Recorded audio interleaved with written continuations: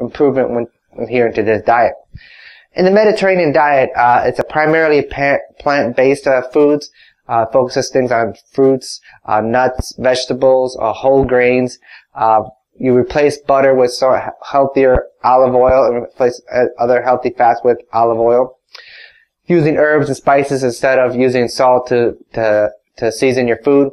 Also limiting red meat with more of an emphasis on fish as well as poultry. And so those are sort of the main staples of the Mediterranean diet, and there's plenty of really good cookbooks available to help you guide people who want to start the Mediterranean diet.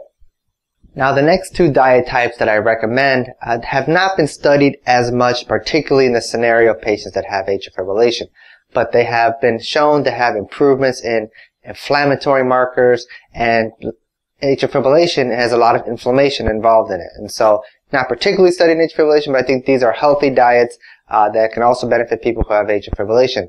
One would be gluten-free diet, the other one would be the paleo diet. So in the gluten-free diet, basically you're eliminating gluten, which is a protein found in most commonly in wheat and rye and barley products. And so it really eliminates all the grains that are most commonly available. So all the carbs, all the pastas, pizzas, breads are eliminated unless they're specifically made gluten-free.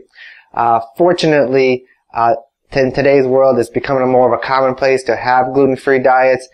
So in several supermarkets, you'll be able to see gluten-free breads, pizzas, as well as pastas. And so those are okay. And gluten-free diet has been shown to have improvement in people's inflammatory markers and may show an improvement in atrial fibrillation as well. And just the natural process of eliminating foods that have either high carbs or flour in it, it's just a healthier way of eating. And so this is another diet that I typically recommend to my patients.